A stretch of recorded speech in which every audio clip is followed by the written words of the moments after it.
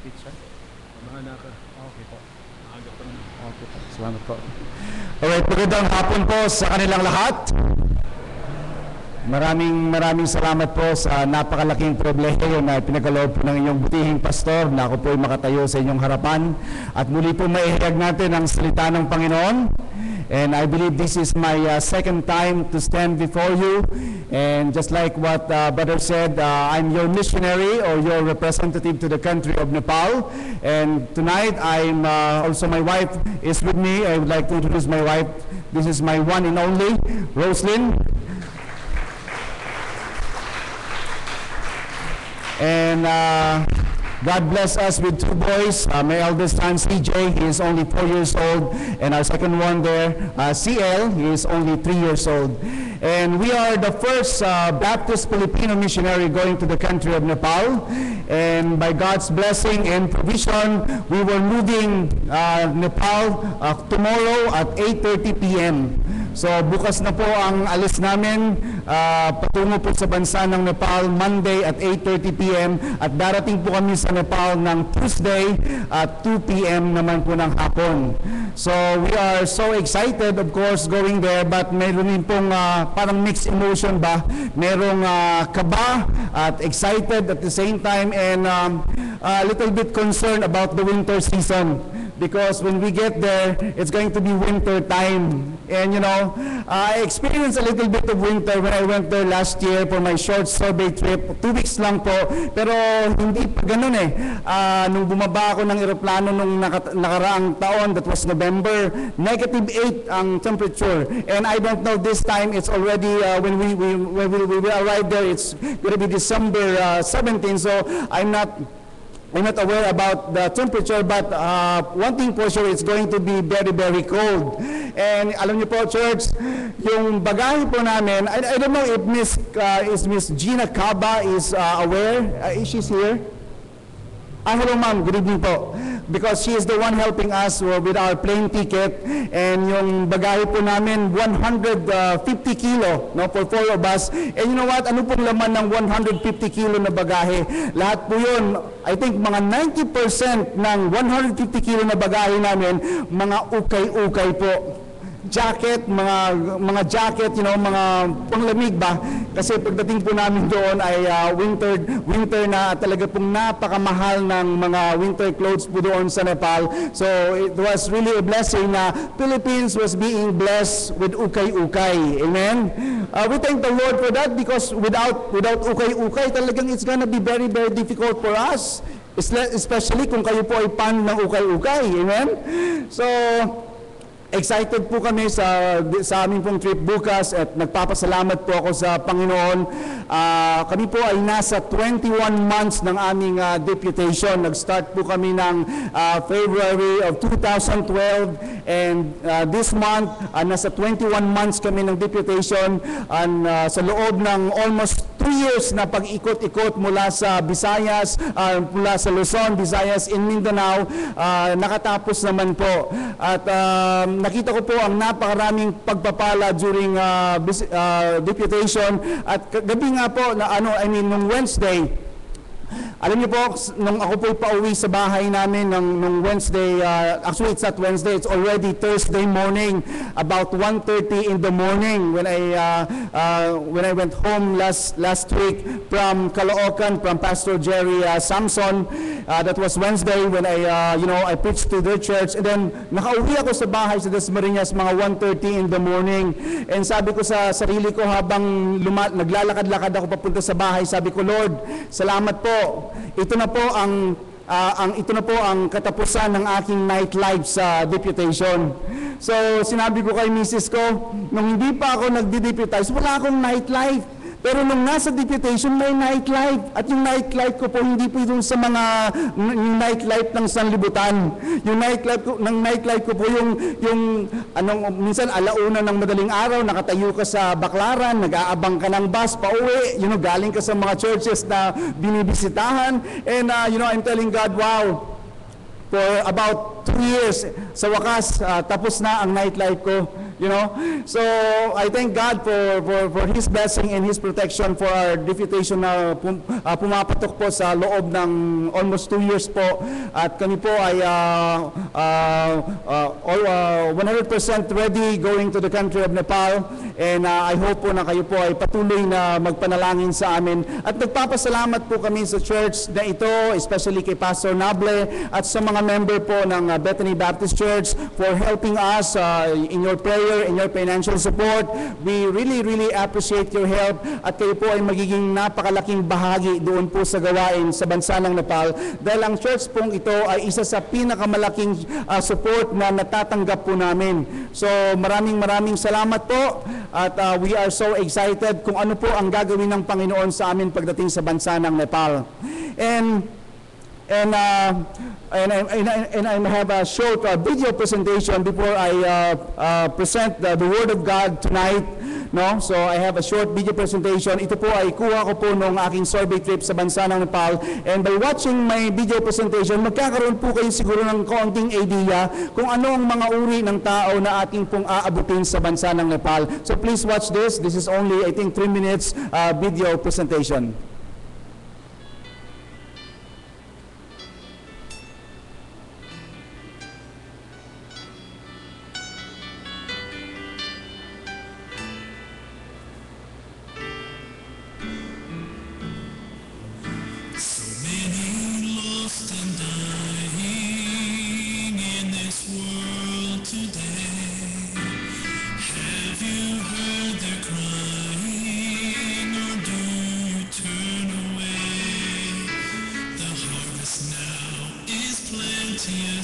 But the laborers are few. God needs some willing vessels to be used. Here am I will go. I will reach the lost untold. I will give the Lord control.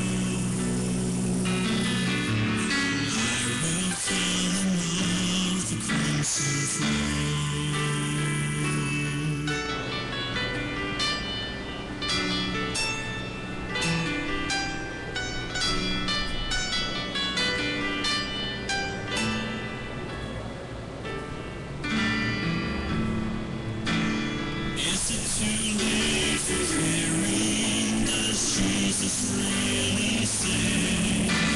Are we through praying for the line to find their way?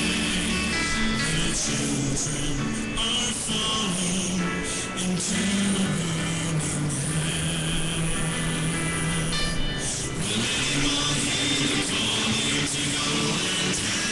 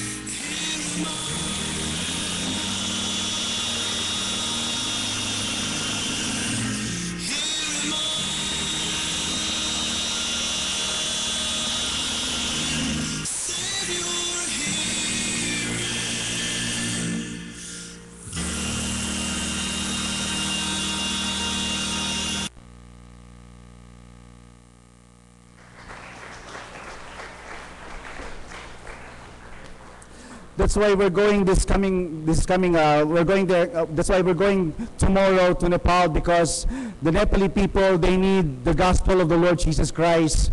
So, pag nakita nyo po yung flag ng Nepal or yung makita nyo yung word ng Nepal, I hope it will remind yourself the meaning of the word Nepal. Need, evangelism, prayer, and love of Christ. That's why we're moving there tomorrow, because the Nepali people, they need evangelism, prayer, and love of Christ. And magandang hapon din po sa aking mga fellow missionary na narito. Nakita ko po si Missionary Don, kapitbahay po namin yan. Sila po nasa India, nasa itaas kami. Medyo na-promote lang kami ng kaunti, no? Kasi pong location namin nasa itaas ng India. At si Missionary Rapada is here also tonight. Magandang hapon po. And sa mga fellow, I think si Brother Bidwidan, Bobby, is that you? Okay. Magandang hapon po. Yan po ay mga faithful na supporter ng misyon, at hindi po natin sila pwedeng isnabin ba, kasi baka hindi na tayo supportahan. Joke lang po. So, and the rest of you, magandang hapon po. Marami pong salamat for allowing me to stand before you this afternoon. And alam niyo po, ang Nepal po ay Hindu capital of the world. At ito nga po ay matatagpuan sa itaas ng India, sa ibaba naman ng China. At naniniwala po ako kung bakit ang Nepal ay naging Hindu capital of the world, dahil wala po sila ng gospel. They don't have the word of God, and since they don't have the word of God, ibig sabihin wala rin silang alam patungkol sa gospel. You know, ang isang bansa gaya ng Nepal, hindi po ito magiging control, hindi ito magiging lugar ng diablo kung ang salita ng Panginoon ay nasa kanila. Kagaya po sa ating bansa, sa ating pong bansa dito sa Pilipinas. Alam po, imagine kung wala po yung mga American missionary na nagdala sa atin ng gospel, na nag-introduce sa atin ng salita ng Panginoon, what kind of faith do we have tonight? You know, ano kaya ang uri ng pananampalataya meron tayo sa gabing ito kung itong mga American missionary, hindi nila sinunod ang kalooban at yung panawagan ng Panginoon sa kanilang buhay na dalhin ang ebanghelyo sa ating bansa? You know, if they disobey God's will, probably tonight, tayong mga tao dito sa Pilipinas, kagaya ng mga tao sa Nepal, maybe sumasamba rin tayo sa aso. Alam niyo po, nung unang gabi na nandun po ako sa Nepal, and then the next day, morning po, ginala ako ng pastor na nag-accommodate sa akin by the name of Pastor Jiban Sharma. And we went out, you know, pinakita niya sa akin yung location ng kanilang place. At alam niyo po, nakita ko yung mga aso. Una, nakita ko mga aso na nakasuot sila ng garland. May bulaklak na dilaw na nakasabit sa kanilang leeg. And akala ko po sa umpisa talaga, yung mga bata, nilalaro lang nila yung mga aso. Pero it seems about 3 to 4 hours na naglalakad-lakad kami. At lahat ng mga aso na nakita ko that day, talagang naka-garland, kaya parang na-curious na ako. And then I asked the pastor, and I told him, Pastor, what is wrong with the dogs? Why are they wearing garlands? For me, it seems like na meron ditong graduation ng mga aso. And you know, yung pastor, he forgot to tell me na during the time of my visit, they're having 7 days Hindu festival. And then on the 5th day of the festival, na kung saan dumating po ako, on the 5th day of the festival, all the Hindu people, they will worship dog and honor dog because dog is one of their God. Can you imagine that? You know, aso, when I went to Baguio last week, yung aso doon sa La Trinidad, ginagawang pulutan. Paborito nilang karne yung aso. And then doon sa Nepal, yung aso naman ay isa sa mga Diyos nila. Parang it's hard to believe, no? It's hard to believe, pero that's the reality. There are people in some other countries that they worship dog. You know, alam niyo po, talagang nagulat ako at talagang mabigat para sa aking puso na makita yung mga tao na sumasamba sa aso. But you know, I realize why they're worshiping dogs, because they don't have this black book. Wala ho sila nito. Kaya ho sila, gumagawa sila ng kanilang sariling Panginoon. At yung mga Nepali po, sa loob ng 2 linggo na nandoon po ako, na-observe ko po talaga yung mga tao doon, especially ang mga kalalakihan, the way they treat their women's, it seems like parang mga aso din. Yung mga babae doon, common work nila, construction. Construction workers. You can see them in the highway, may mga pala, may mga sako, may mga binubuhat na mabibigat na bato, at mga babae ito working in the construction work. So, sabi ko, bakit bakit ganito ang kalagayan ng mga tao? At yung mga kalalakihan nila, why they allow their women to work in the construction field? Parang hindi naman yata magandang tingnan at talagang, parang nakakaawa. Pero alam niyo po, dahil ang kultura po ng mga Hindu, since they are worshiping animals like dog, elephant, monkey, and some other animals, hindi rin natin maikakailala kung ano ang sinasamba at kinikilala nilang Panginoon, refleksyon din po ng kanilang pamumuhay at ng kanilang pag-uugali. Kaya nakakalungkot po yung mga kababaihan doon, ginagawa silang parang mga kalabaw ng kanilang mga asawa. And alam niyo po, when I was there, na-find out ko rin po yung treatment nila sa mga babae. Alam niyo, especially going there winter season. In some villages in the country of Nepal, meron pong mga villages doon na nagpa-practice na yung mga babae merong period, meron silang monthly period, okay? And alam niyo po, during the time na meron silang period, itong mga babaeng ito, they are not allowed to stay inside in their own house. Okay, why? Because they were unclean. Madumi sila. So based on their kultura, since madumi kayo, hindi kayo pwede sa loob ng bahay namin while you're having period. At ang malungkot po dito ay ganito. During winter time, kung malamig sa loob ng bahay, mas doble na mas malamig sa labas, of course. And pag nagkataon na meron silang period winter time, wala silang magagawa but to stay outside the house. At ano pong nangyayari? Common na namamatay yung mga Nepalese women sa 2 dahilan. Kung hindi man po sa infeksyon, sila po ay namamatay dahil sa lamig.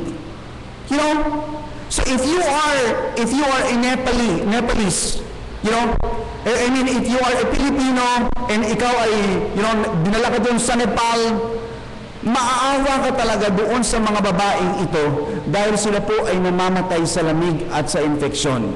So bakit po ganyan? Dahil wala po silang Biblia. They don't have the Bible, they don't have the Word of God, they don't have the Gospel.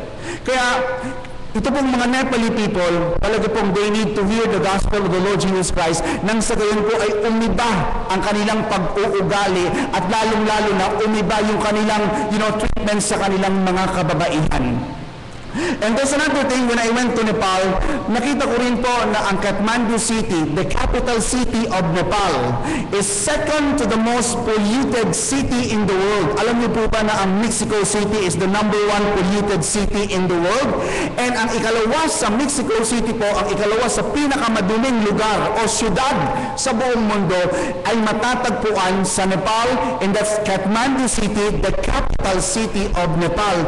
Hindi ko ma-imagine yung basura doon sa bansa ng Nepal. Talagang, when I went to their airport, in their international airport, wala po talagang wow factor. In fact, madumi.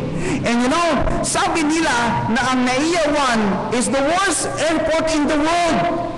Parang gusto ko yatang makilala kung sino ang nagsabi niyan na i-declare na ang Naiya 1 is the worst airport in the world. I think that person should go to Kathmandu International Airport first before saying that.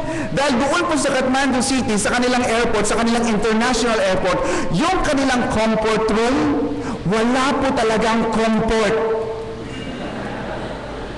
My goodness, international airport. But there is no comfort when it comes to the comfort room. And I heard that Naiya 1 is the worst airport in the world. I don't think so.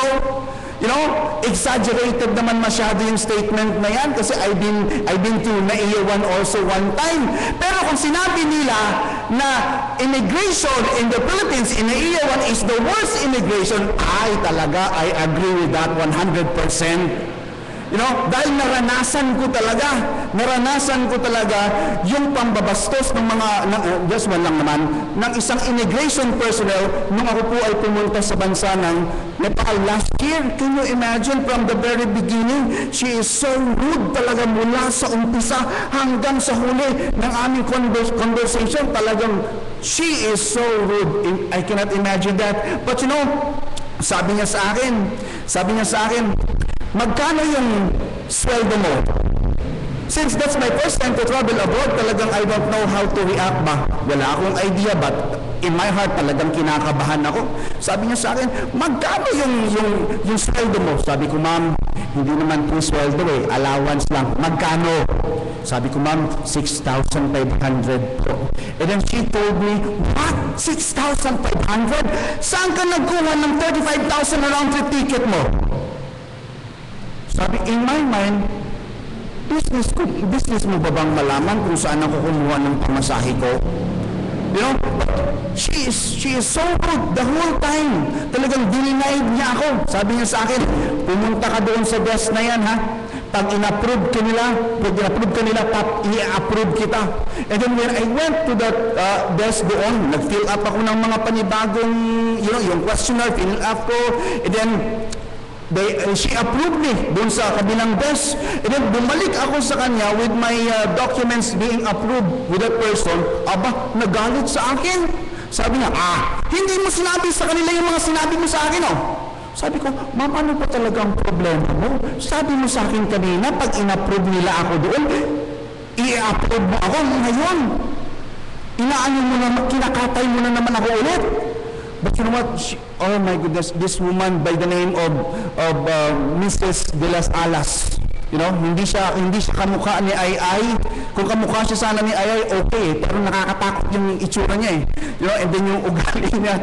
So, alam niyo po, talaga pong mga missionary, marami po talaga kami pinagdadaanan sa buhay, sa deputation, sa mga churches, sa mga pastor, sa mga member, and so many difficult times, but I really thank God for His blessing and sa Kanya pong protection sa amin. Alam niyo po ba na we experienced nung doon kami sa Zamboanga City, during the first day of the war, ng war doon sa Zamboanga City, we were there. Natutulog kami madaling araw at biglang may nagpuputukan na.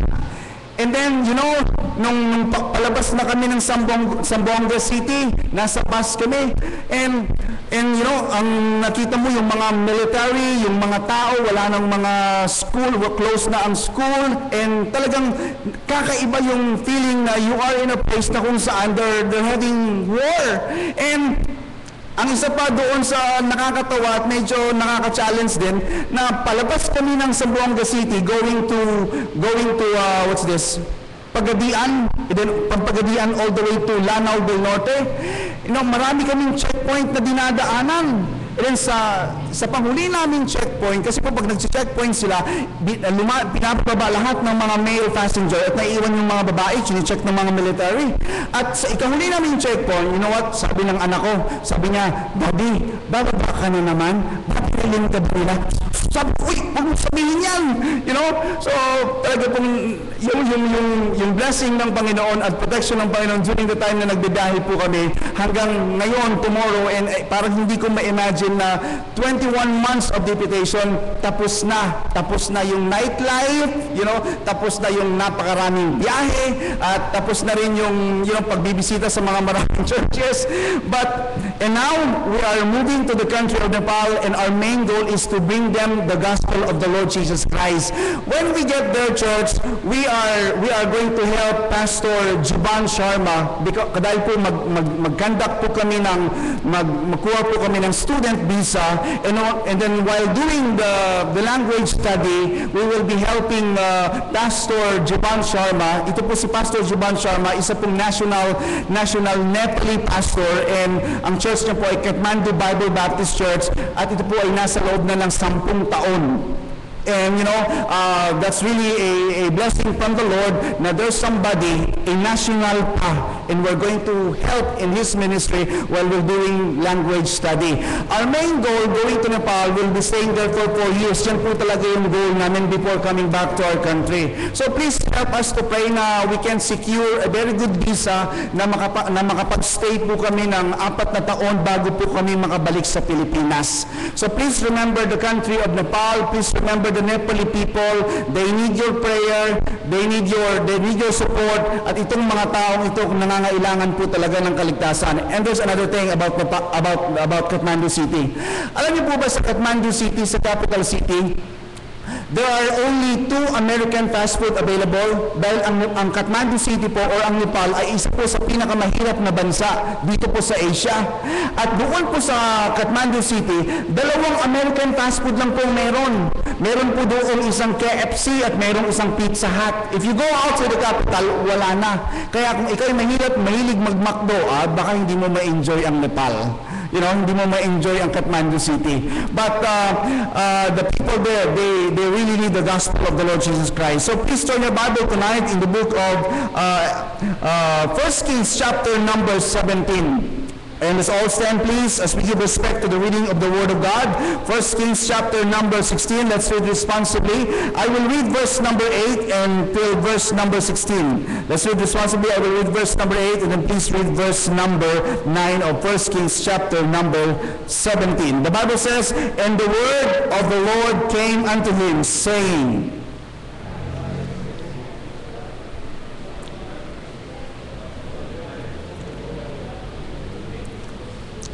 So he arose and went to Zarephath, and when he came to the gate of the city, behold, the widow woman was there gathering of sticks, and he called to her and said, "Pitch me, I pray thee, a little water in a vessel, that I may drink."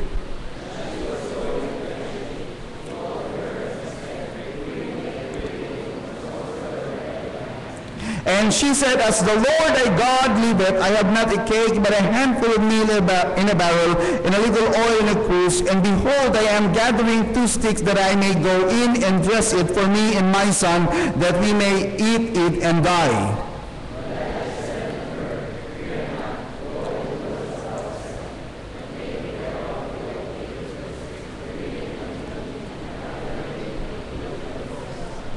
For the saith the Lord God of Israel, the barrel of meal shall not waste, neither shall the cruse of oil fail, until the day that the Lord sendeth rain upon the earth.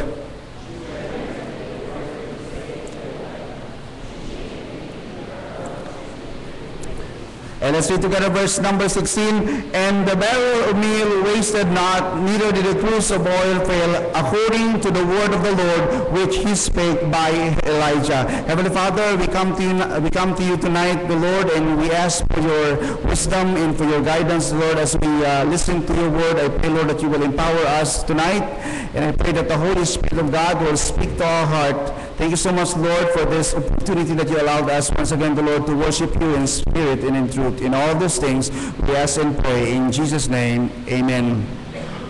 Maraming pong salamat. I'm going to talk about on the subject, obedience bring blessing to missions. Obedience bring blessing to mission. Now, paano po ito nag-umpisa? Makikita po natin dito sa verse number 8.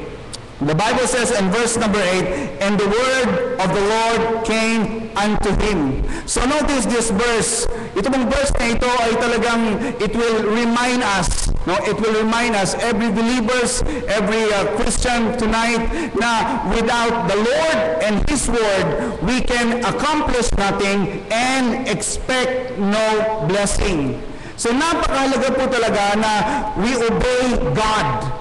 Okay, we obey God because the word is saying in verse number 8, "And the word of the Lord came unto him." Alam niyo po, kung ang salita ng Panginoon ay dumating sa ating buhay, dapat po nating maunawaan at ma-realize na kung wala ang Panginoon at ang kanyang salita, talagang wala tayong magagawa and we cannot expect blessing from God. And I believe with all my heart that all of us here tonight, we want to be blessed by God. Wala namang tao dito o Kristiyano sa hapong ito na ayaw mong pagpalain pagpapalain ka ng Panginoon. Kung titingnan natin yung ating mga puso sa gabing ito, we want to be blessed by God. And you know what? To be blessed by God, in order for the Lord to bless us, dapat ma-met po natin yung mga requirements ng Panginoon at yung kanyang mga requirements ay matatagpuan po natin mismo sa kanyang salita. You know, from the very Word of God.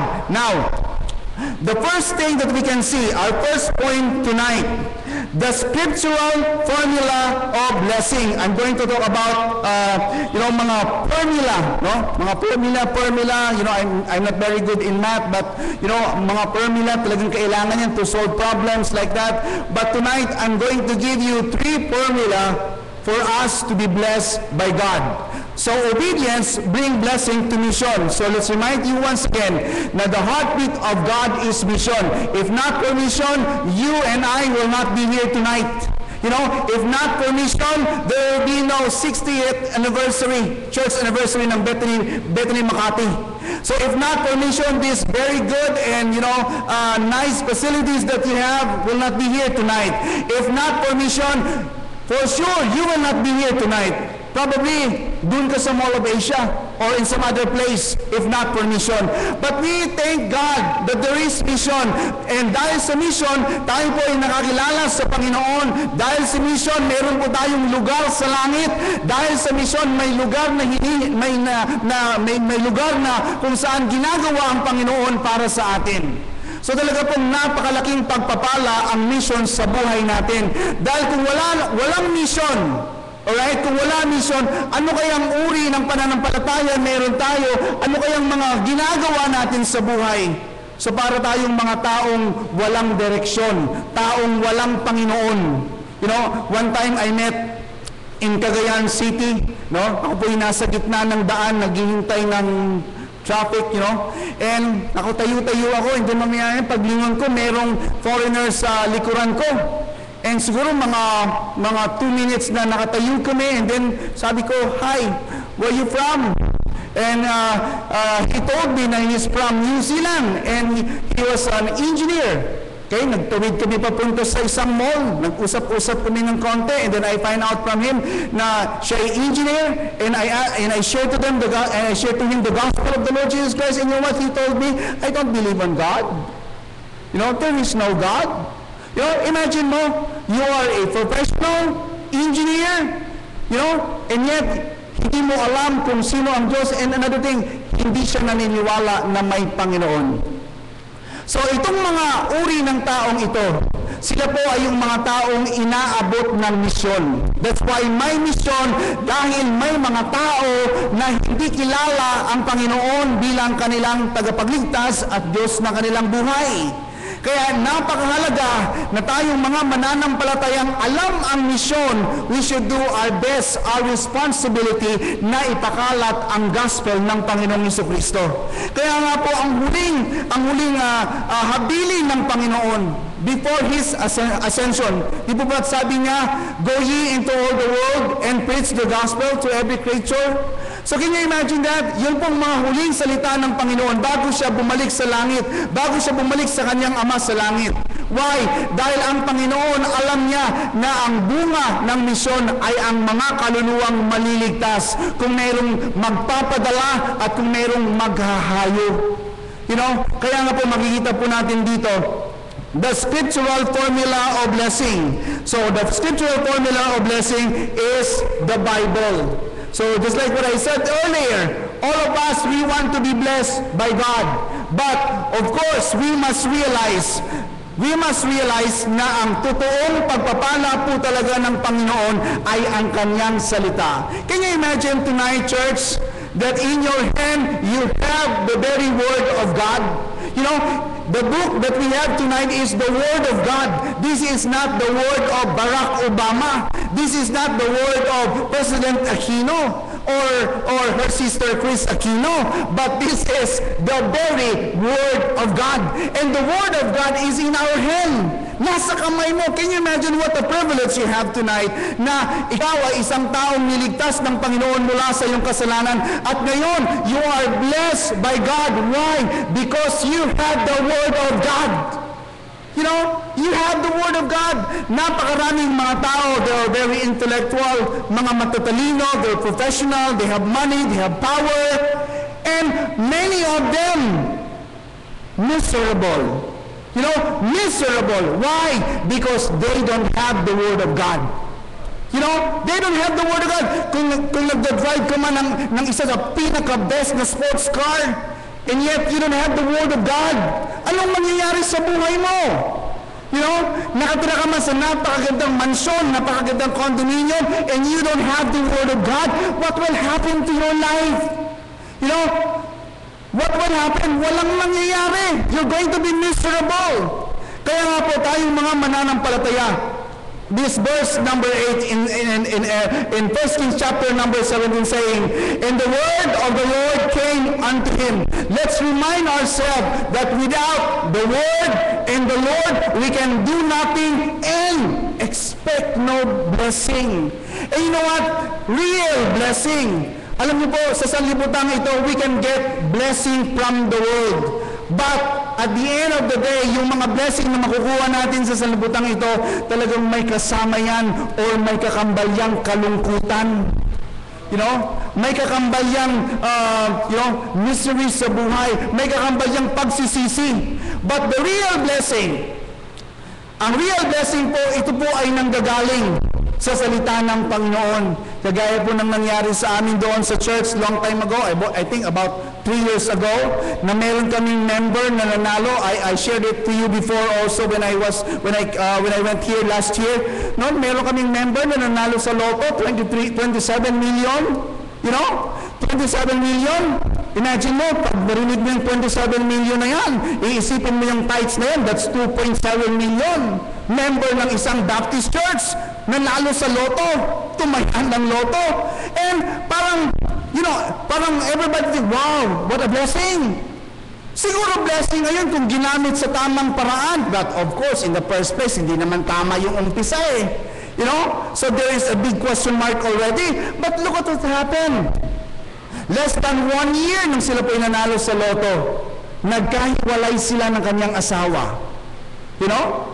Yung asawa niya, syempre may pera ka, kung may pera ka, syempre, you know, you want to enjoy your money, and anong mangyayari, talagang kagaya ng lesson kanina na nakaupo ako dyan, sabi niya, pag talagang marami kang pera, nagiging childish ka, I want this, I want that, let's go there, let's go here, you know. So ganun lang nangyari. So less than 1 year ng kanilang pagkapanalo, nag-separate sila ng kanyang asawa dahil si Mr. hindi na siyempre nakontento sa kanyang asawa. Naghanap ng ibang, you know, mas bata doon sa kanyang asawa. And what happened? Right now, the last information that we heard about that member of ours, nasa jail po siya ngayon. Bakit po? Dahil ang huling babae na naging kasama niya ay isang prostitute, not only a prostitute, but drug pusher pa. Nahuli sila, I mean, no, with drugs, and right now, they're both in jail. At ngayon, they're not in church. Yung mga anak nila, noon, yung mga anak nila, siyempre, mahirap lang naman, ordinaryong tao, walang kakayanan pumunta kay Belo. You know, walang kakayanan pumunta kay Kalayan. Di ba? You know what I mean? Porque hindi ka naman ganun, wala ka namang budget para dyan. Pero nung nagkaroon na sila ng budget para dyan, so anong pong nangyari? Of course, nag-level up ng konti. At dahil nag-level up na, maraming nanliligaw. At anong nangyari? One time, pumunta sa church, medyo malaki na yung tiyan eh. You know, nakalunok ng pakwan. So can you imagine that? Napakaraming mga blessing na makukuha po natin sa salibutan na akala natin blessing, pero ang totoo po talagang it will really destroy our lives. You know, that's why the Bible says the real blessing is from the Lord.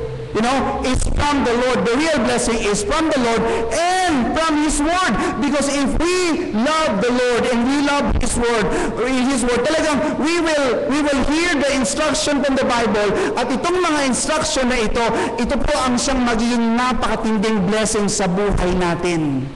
You know, kaya nga po kung tayo po pinagpapala financially, huwag po natin kakalimutan ang Panginoon. Amen? Huwag natin kakalimutan, the one that blessed us. Okay? Before loving things in the world, we should recognize first, saan ba nanggaling ang ating pagpapala? Dahil marami po sa mga mananampalataya ngayon, the moment God bless them, right away, they depart from serving the Lord. They forget God. You know, hindi na nila kilala ngayon the one that blessed them. Akala nila dahil matalino sila sa kanilang sariling sikap, nag-aaral kasi ako all the time eh. That's why, look at me, matalino ako. But the truth is, it was the Lord. You know, akala mo dahil good-looking ka, talagang akala mo level up ka sa iba dahil good-looking ka, hindi naman eh. Okay? Huwag mo may kondisyon ang isip mo na above ka sa iba dahil mas maputi ka, dahil mas matangos ang ilong mo, dahil mas matalino ka. Hindi po. Lahat po yan nanggagaling sa Panginoon. You know? And when God bless us, hindi naman po para lang sa ating satisfaction. Not only for our sake, not only for our convenience, but when God bless us, for us to become a blessing. Amen? Kaya nga po tayo, God is blessing us, hindi lang po para sa ating mga sarili. Dapat din po nating i-recognize there are other people waiting to be blessed. You know? And makikita po natin dito, the real blessing is from the very Word of God. I hope tonight you realize this, church, that you are blessed. You are blessed tonight because you have the Word of God in your hand. And secondly, the supernatural formula of blessing. The supernatural formula of blessing. So if we're going to read the Word of God, makikita po natin dito na si Elijah. No? Si Elijah, he was commanded by God to go to Zarephath. Okay, in verse number 9, Arise, get thee to Zarephath, which belongeth to Sidon, and dwell there. Behold, I have commanded the widow woman there to sustain thee. So this is the supernatural formula of blessing. Ano pong supernatural formula of blessing? Ito po. Una, makikita po natin dito, okay, God is the instructor. Alright? It was the Lord who commanded Elijah to go to Zarephath. And then, we can see also that there is a command. There is a command from the Lord that this poor widow woman will be the one or responsible to sustain the need of the man of God, Elijah. This is very amazing. Why? Because of all people during the time, bakit po itong poor widow woman ang siyang aatasan ng Panginoon to take good care with the man of God, Elijah? You know, so pag sinabi natin sustain, ang ibig pong sabihin nito is to provide every day na pangangailangan ni Elijah. And right now, makikita natin na ano bang kakayanan ng widow woman to provide for the man of God, Elijah? Of course, we know from the very start na pag ikaw ay widow way back in their time, talagang wala kang magagawa. Una, poor ka. Ikalawa, widow ka pa. So if you're widow during that time, walang nagpo-provide para sa mga pangangailangan mo. And ngayon, God is commanding a poor widow woman to provide for the man of God, Elijah. You know, something strange in this part of the scripture. But hindi po natin kaya talagang, i-comprehend yung kakayanan ng Panginoon. Hindi natin kayang maintindihan yung plano niya sa buhay natin. But for sure, God has a plan for our life. So, ibig mong sabihin, kahit po ikaw sa palagay mo na wala kang kakayanan, kahit sa palagay mo, you are not able, but God is able. Amen? Praise the Lord, God is able. Pag sinabi natin, Lord, we are not able or I'm not able, but the truth is, God is pleased on that. Dahil nakita mo na yung weakness mo and nakita mo na you're going to depend on the Lord and God will bless. Alam niyo po, I'm going to share my heart to you tonight. Alam niyo po, na-notice ko po of all the missionaries, foreign missionaries going to the field, parang nakita ko talaga na hindi naman ako nagsiself-pity pero parang this is my observation of all the missionaries so far. nakasabay ko sa deputation, and I met veteran missionaries like Pastor Don Altura and some other missionary. Talagang pag nakita ko silang nagtumayo sa pulpito and present their field, talagang nanliliit po talaga ako. And sometimes iniisip ko, sana I have Pastor Don Pang. Sana ganyan ako kagaling mag-English kagaya ni Pastor Don. Pero wala I'm just really trying my best. Wala because I don't have a secular degree. Wala akong diploma na nag-graduate sa anumang university o sa anumang colleges except for they called it Bible college lang. But in spite of that, parang sabi ko, Lord, why me? Marami naman diyang palagay ko able at talagang kaya nila. Pero bakit ako? Pero hindi po natin kaya talagang questionin yung kalooban ng Panginoon sa ating buhay. And especially when I heard my pastor, my American pastor, when he shared his testimony, palagi niya nang binabanggit, iniwan ko ang Amerika, iniwan ko ang aking very decent job in the States, binenta ko ang aking land, iniwan ko ang aking mga anak, iniwan ko ang comfort zone, and so just to come to the Philippines and become a missionary. Parang sabi ko, Lord, ano ba ang pwedeng iiwan ko? Wala naman akong bahay, kagaya ng pastor na ipagbibili kong bahay ko. Wala naman akong piece of land na pwede kong i-give up. Talagang sabi ko, Panginoon, ano ba talaga? But God is telling me, and in my heart, wala man ako ng mga ganong bagay, but you know what? There's one thing that I have, is that I have faith in God, and God is able. And God is able. And by God's grace po talaga, imagine 21 months of deputation, and now we're living, less than 1 year of my deputation, I was able to go to Nepal by God's grace. By God's grace. So, we can see here, if there is a command from God, for sure, meron po siyang gagamitin to equip us. Amen? To equip us. Kaya nga po, kahit itong poor widow woman, in spite of her physical condition, in spite of her poverty, makita natin, she was chosen. Okay? She was commanded by God to supply the need of God, or the need of the man of God, Elijah. So, the supernatural formula of blessing is this, that God is the instructor and human is the instrument. So, na-realize po talaga natin na tayo po palang mga mananampalataya, we are just only an instrument of God. Mga instrumento ng Panginoon na if God will not use us, talagang wala tayong magagawa. Just like this microphone. Kung gaano man kamahal itong microphone na ito, if I'm not going to use it, wala rin itong halaga, wala rin itong kwenta. Amen? Kaya po tayong mga mananampalataya, bilang mga instrumento ng Panginoon, is God using us.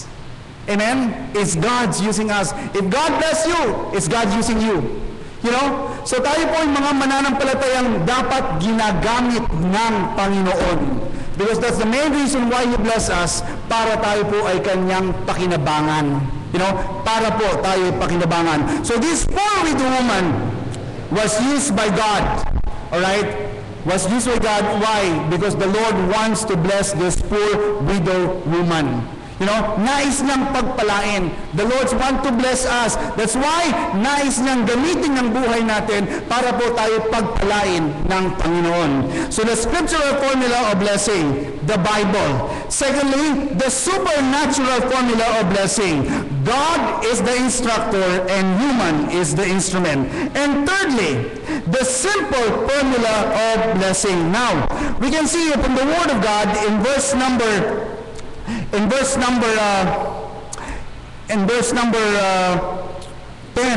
all right, in verse number 10. So, sabi niya po dito, so she arose and went to Zarephath, and when he came to the gate of the city, behold, the widow woman was there gathering of sticks. And he called to her and said, fetch me, I pray thee, a little water in a vessel, that I may drink. And as she was going to fetch it, he called to her and said, bring me, I pray thee, a morsel of bread, that I may in thy hand. And she said, as the Lord thy God liveth, I have not a cake, but a handful of meal in a barrel. So, nung si Elijah, ay humingi sa babae na bigyan siya ng isang basong tubig. This widow woman is very excited to serve the man of God Elijah with a glass of water. Why? Dahil marahil sa loob niya meron silang water jug at maraming tubig. Okay, probably. And so nakita ng babae, well, that's your request? Okay, I'm willing to serve you with a glass of water because in her mind, marami namang tubig eh. No problem. It will not hurt me with a glass of water. Meron kaming water jug puno ng tubig. I'm just going to give you a glass of water. It will not hurt me. You know what? Sometimes we are excited to serve the Lord, if we are doing well.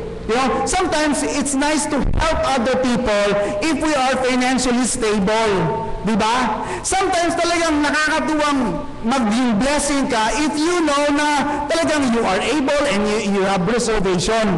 Pero, nung sinabi ni Elijah na, dalan mo na rin ako ng tinapay. Alright? Dalan mo rin ako ng tinapay.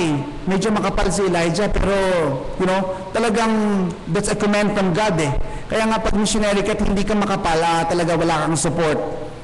Pag ikay pinairal mo yung pagiging probinsyano at napakamahimain mo, hindi ka bumuka ng bibig mo, talagang ewan ko kung anong mangyayari sa'yo. Amen? But, the man of God, Elijah, a little bit makapal, but it's okay naman kung konti lang, pero pag sobra naman, iba na rin yung usapan yun. Amen? So sabi ni Elijah, talan mo na rin ako ng tinapay. Kasi ang hirap naman na puro lang panulak eh. Kailangan meron akong ngunguyain, di ba? Bago panulak. Amen? So, dito na ngayon umangal yung babae. Ang sabi niya, in verse number 12, she said, as the Lord thy God liveth. Imagine that. Imagine that. Talagang gagamitin niya yung pangalan ng Panginoon to convince the man of God na, Elijah, I'm telling the truth. I'm not lying. As the Lord thy God liveth. Imagine. And then in verse number 12, as the Lord thy God liveth, I have not a cake, but a handful of meal in a barrel, and a little oil in a cruse. And behold, I am gathering 2 sticks. Dalawang kahoy lang o dalawang stick that I may go in and dress it for me and my son, that we may eat it and die. So this woman, she is very honest. She is being honest and being prompt to the man of God na ito lang ang meron sa kanila. Kapirasong harina, kapirasong mantika. Nakita mo ako, namumulot ako ng 2 stick. 2 stick lang, nakakaluto na ako ng tinapay. Why? Dahil yung harina ko, kaunting-kaunti lang talaga.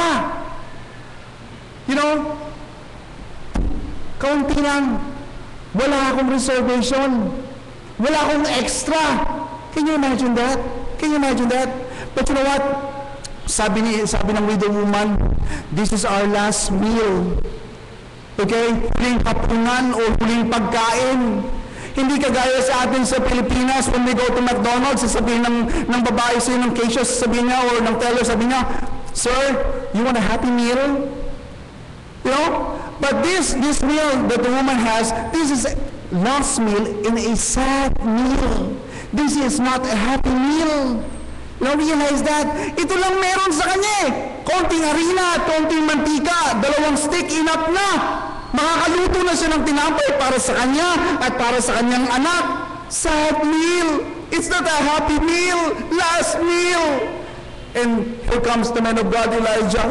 Unahin mo muna ako. Kapal naman yan. Diba?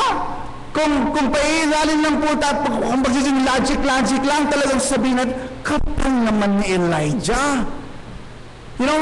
But that's the word of God. The word of God is the one commanding this poor widow woman to sustain the man of God, Elijah. Bago pa dumating si Elijah doon, alam na ni Elijah, God already told him na this poor widow woman will be the one to sustain your need. So wag kang mahiyang humingi because she was commanded. I commanded her to provide for your need. You know what? Sabi ni Elijah sa kanya, and Elijah said unto her, Fear not! Alright? Fear not! Huwag kang matakot! Go and do as thou hast said, but make me thereof a little cake first, and bring it unto me, and after make for thee and for thy son. There is a promise. Chapter number 14. For the saith the Lord God of Israel, the barrel of meal shall not waste, neither shall the cruse of oil fail, until the day that the Lord sendeth rain upon the earth. You know what? In spite of her question in her mind, in spite of her probably fear or unbelief, in spite of that, this poor widow woman, she went in and prepared cake for the man of God, Elijah. And you know what happened in verse number 16? In verse number 15, and she went and did. Alam niyo po, napaka-importante ito. And she went and did. Ito pong did, napaka-importante ito eh. Kasi po, many of us, the Lord is impressing in our heart and we make decision before the Lord, but kadalasan hanggang pulpito lang or hanggang altar lang. Paglabas na natin, sometimes we forget all the decision that we commit to the Lord. Diba? But this poor widow woman, hindi lang na siya po ay pumasok, but she went and did according to the saying of Elijah, and she and he and her house did eat many days. Can you imagine, church? Mula po sa kapirasong harina at mantika, meron siya. And according to her, that's our last meal. Sad meal. But after obeying the man of God, Elijah, itong sinasabi niyang last meal, itong sinasabi niyang sad meal, ay naging happy meal. You know? Why? Dahil nakakain sila hindi lang sa oras na yon, but hanggang sa mga sumusunod pa na araw, hanggang sa dumating na ang tag-ulan. Kumakain sila mula sa kakaunting harina at kakaunting mantika na meron siya. Anong point dyan? Ang point po ganito, huwag mong problemahin ang mga bagay na wala sa'yo. Problemahin mo kung paano mapapakinabangan ng Panginoon ang mga bagay na nasa kamay mo. You know, just like this poor widow woman, pinagamit na sa Panginoon itong kakaunting harina at kakaunting mantika na meron siya. Now, thirdly, our final point tonight, the simple formula of blessing is this. 2 words lang po. 2 words lang. Just obey. Hello? Just obey. Pag ginawa po natin ito, for sure, the Lord will bless. Dahil wala na po tayong gagawin sa ating Christian life na tayo po'y pagpapalain ng Panginoon except for obeying God in our life. You know, except for obeying God. If you disobey God, for sure, God will not bless you. If you disobey God, for sure, you are going to be miserable. Meron na po ba kayong testimony na napakinggan mula sa isang mananampalatayang hindi sumunod sa kalooban ng Panginoon sa kanyang buhay? Meron bang testimony na narinig nyo at tumayo dito at nagsabi na, you know what, church, you know what, pastor? After disobeying God's will in my life, you know what? We experience blessing after blessing. You know, have you heard a testimony like that? Mula sa isang anak ng Panginoon na disobeying God? Wala pa po. Because the reality po talaga, if we disobey the Lord, tayo po ang lugi. We are going to be miserable. Kaya huwag kang magtaka minsan na napakaganda naman ng higaan mo. May aircon ka pa, pero pagdating sa gabi, hindi ka makatulog. Something is wrong. Amen? Something is wrong. Maybe in some area of your life, you are disobeying God. That's why the peace of God is departing from you. You know? So you check yourself. You know, you check yourself. So here's obedience bring blessing to mission. Not only for mission, but obedience bring blessing to anyone. So please remind ourselves about this formula of blessing. The scriptural formula of blessing is the Bible. The supernatural formula of blessing, that God is the one commanding and we are only the instrument. And thirdly, the simple formula of blessing. Just obey. Heavenly Father, we come to you tonight, and we ask the Lord that you will bless our heart and our soul tonight. Thank you, Lord, for the obedience of this poor widow woman. Thank you, God, that she obeyed. And because of this, we can find blessing after blessing.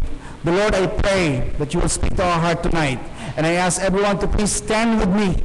You know, patuloy po kayong nakapikit at nakaduko na inyong mga ulo. And if God is speaking to your heart tonight, hindi ko na po patatagalin. If God is speaking to your heart tonight, if the Holy Spirit of God is speaking to your heart tonight, I ask you to please come and find a place in the altar, get your knees, and talk to the Lord Jesus Christ about it. If God is speaking to your heart, would you please come?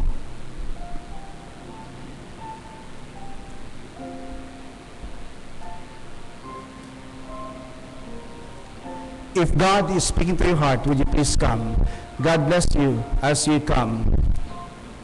The supernatural formula of blessing, or this, what's this?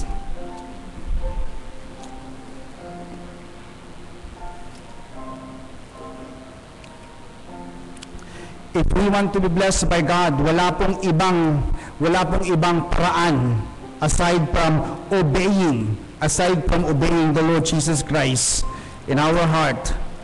So tonight, if God is speaking to your heart, I encourage you to please come and find a place here in the altar. The simple formula of blessing, just obey.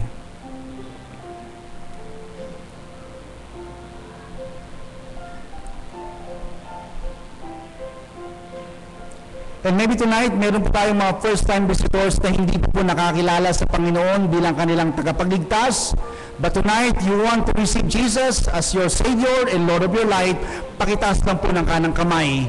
Meron po ba sa aming kalagitnaan sa gabi ito, nais na po tanggapin sa Kristo bilang aking tagapagligtas at Diyos na, God bless you. There's the young people at the back raising his hand. God bless you. Meron po ba tonight? There's a little boy on this side raising his hand. God bless you. Is there any others, first-time visitors, would like to receive Jesus as your Savior and Lord of your life? Would you please raise your hand? Would you please raise your hand? Heavenly Father, we bring back the honor and glory to your name tonight. Thank you, Lord, for your word. Thank you, Lord, for the Christian that commit for you once again. I pray, Lord, that you bless them and guide them, Lord, in your special way. And I pray, Lord, for 2 souls tonight receiving you as their Savior and Lord of their life. Lord, I pray, Lord, na sila po ay talagang makaunawa sa kanila pong pagtanggap sa inyo bilang kanilang tagapagligtas at Diyos sa kanilang buhay. Maraming salamat, Panginoon, sa oras na ito na inyo pong ipinagkaloob. All these things we ask and pray in Jesus' name. Amen. Maraming salamat. Magandang gabi po sa kanilang lahat.